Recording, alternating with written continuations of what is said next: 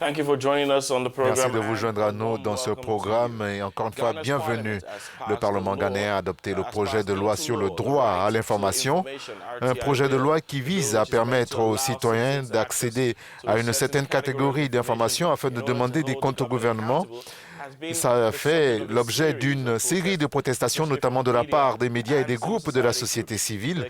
Ils ont accusé les législateurs de retarder délibérément l'adoption de la loi en raison de leurs propres intérêts égoïstes.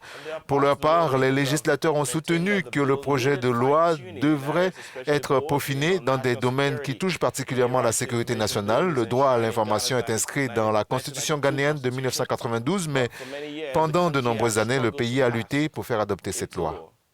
Exactement, Jerry. Pour de nombreux journalistes ghanéens, l'adoption de cette loi facilitera leur travail, en particulier dans le domaine de l'accès aux données officielles du gouvernement ghanéen. Et sachez que selon le rapport 2018 de Reporters sans frontières, les médias ghanéens sont les plus libres du continent. Et pour info, le Ghana n'est pas le premier pays d'Afrique à adopter une telle loi sur le droit à l'information.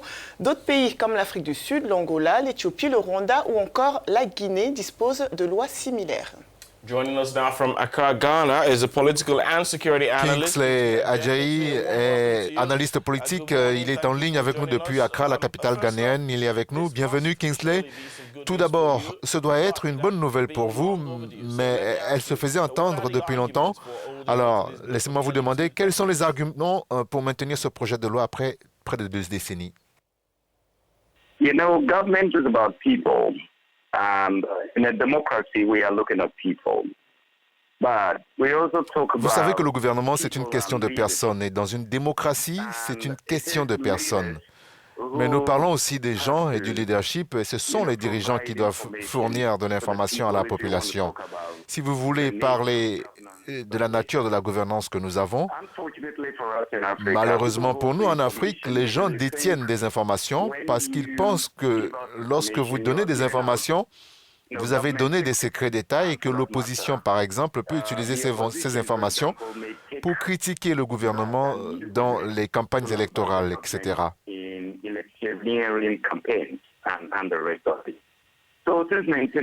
Donc, depuis 1999, il y a eu un va-et-vient. Le changement au Parlement a été un casse-tête. Et c'est ensuite arrivé au gouvernement et à la pression de la population. Vous savez que ce n'est pas seulement le Ghana qui a cette loi, que de nombreux pays l'ont déjà adoptée.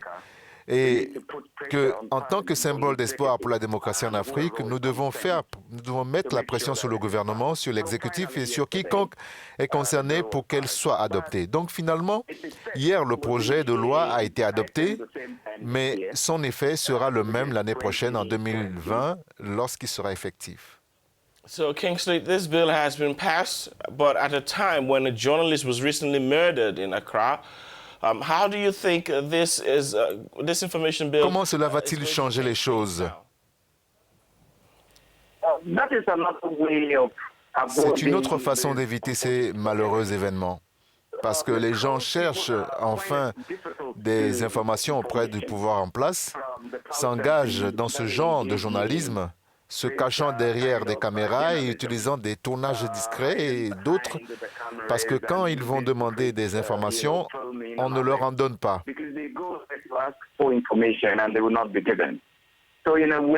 Donc, d'une certaine façon, quand les gens sont ouverts, quand le gouvernement est ouvert, quand le gouvernement essaie de fournir des informations au grand public et aux médias,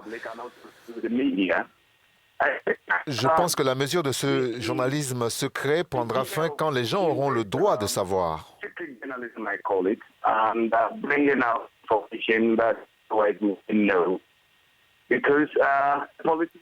Parce que les politiciens donneront de l'information qui est sûre à partager et non de l'information qui va à l'encontre de la personne. Il sera donc pertinent pour les gens de trouver de l'information qui pourrait être classifiée pour le gouvernement et qui ne devrait pas être diffusée.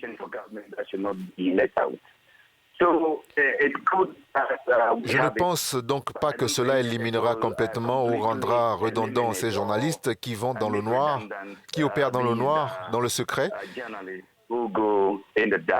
Et l'information qui touche vraiment beaucoup de gens, et les gens qui en sont victimes perdent même leur emploi, deviennent impopulaires et sont traînés devant les tribunaux et certains meurent même, comme dans le cas des juges.